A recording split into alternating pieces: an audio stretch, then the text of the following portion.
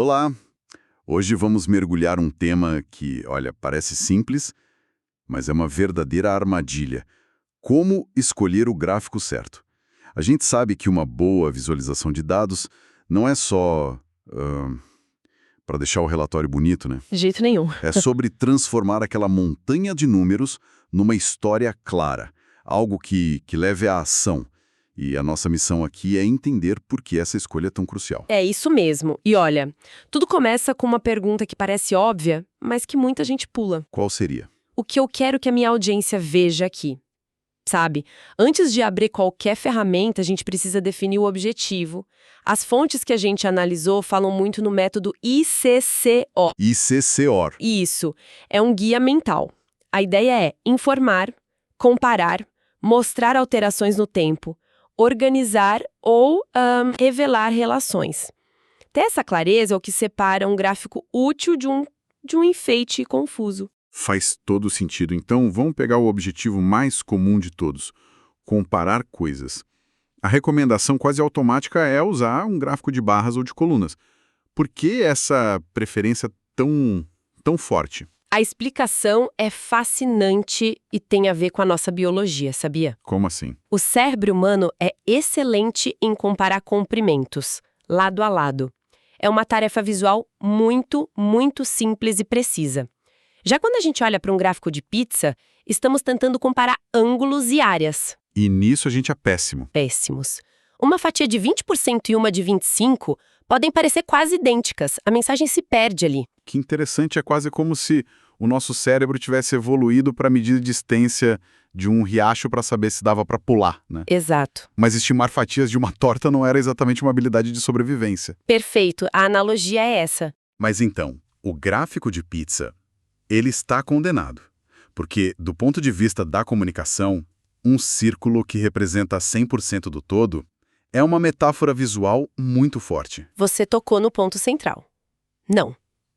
Não, ele não está condenado, mas o uso dele é bem de nicho. Ah, tá. Ele serve para mostrar a composição de um todo, o famoso parte de um todo, mas as regras são rígidas, sabe? Use para pouquíssimas categorias, idealmente menos de 7. Certo. E quando as diferenças entre elas forem gritantes. Para qualquer outra situação de comparação, até para comparar composições, um gráfico de barras empilhadas costuma ser bem mais claro. Entendido. Agora, mudando o foco. E para mostrar tendências, algo que todo negócio quer acompanhar, tipo a evolução das vendas mês a mês. Aí o rei é o gráfico de linhas. Ele é perfeito para isso. Ele conecta os pontos e conta a história da jornada dos dados ao longo do tempo de uma forma limpa, direta. E o gráfico diária? Que é parecido. O diário é uma variação. Ele faz a mesma coisa, mas ao preencher o espaço sob a linha, ele dá uma ênfase maior no volume total, no acumulado. E se o objetivo for outro? Tipo, investigar a relação entre duas variáveis diferentes. Como, por exemplo? Como investimento em marketing e o número de novos clientes. Aí a ferramenta certa é o gráfico de dispersão, para ver se existe alguma correlação. Ok, vamos desempatutar isso. Escolher o gráfico certo é o primeiro passo, mas imagino que existam armadilhas fáceis de cair mesmo com a melhor das intenções, né? Quais são os erros mais clássicos que podem arruinar tudo? Exato. Escolher a ferramenta é só metade do caminho. O primeiro grande erro é a distorção. Eu lembro de ter visto um gráfico onde o eixo vertical não começava no zero, só para fazer um crescimento de 2% para ser uma explosão. Nossa, isso é clássico e enganoso. Totalmente. O segundo é sobrecarga de informação. Poluir o visual. O especialista Edward Tufte tem uma ótima expressão para isso. Ele fala em reduzir a tinta que não representa dados. Menos é mais, basicamente. Basicamente. E o terceiro, que talvez seja o mais grave, é a falta de contexto.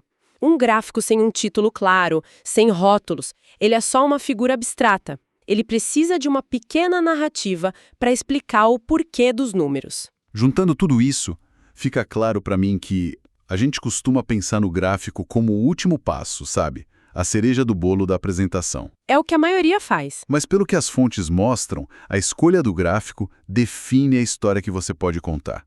É uma decisão, nossa, totalmente estratégica, não só de design. Perfeito. E isso nos leva a uma reflexão final, eu acho.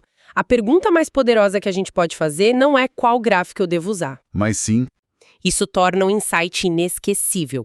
fica a reflexão então. Qual história os seus dados estão tentando contar?